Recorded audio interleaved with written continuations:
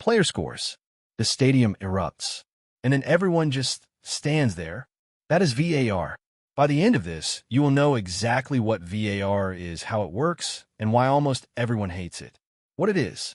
VAR stands for Video Assistant Referee. It is a system that uses cameras and a team of officials watching footage in a separate room, called the VAR room, to check decisions made on the pitch. Think of it as a second referee, but one who only speaks up after the fact and has access to 17 different camera angles. Football introduced it widely at the 2018 World Cup. In theory, fewer mistakes. In practice, fewer mistakes, plus a whole new category of chaos. What checks? VAR can only review 4 types of decisions. Goals, and whether anything was wrong before them. Penalty decisions, should have been given or not. Direct red cards, the most serious punishment in the game. And mistaken identity, if the referee books the wrong player. That is it. VAR cannot check a foul in midfield. It cannot review a throw-in. It only intervenes when there's what the rules call a clear and obvious error. Which sounds simple. It is not simple. Why it breaks football? Here is the problem. Football is emotional. A goal is not just a goal. It is an eruption. VAR makes you wait. 60 seconds, sometimes 2 minutes, of players standing around while officials in a room somewhere rewatch footage frame by frame.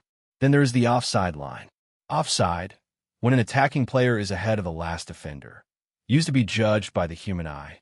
Now VAR draws a line on a freeze frame to determine whether a player's armpit was 2 centimeters ahead. The armpit.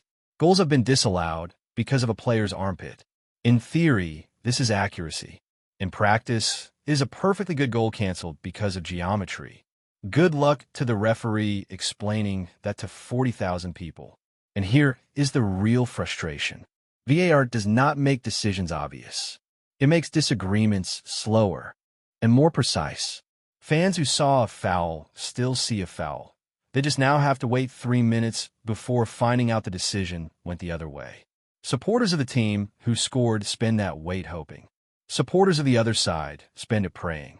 And when the decision comes, half the stadium feels robbed. The only difference from before VAR is that now everyone watched the same footage and still disagreed. VAR was built to make football fair.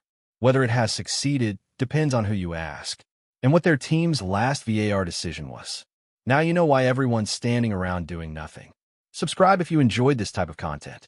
It means a lot.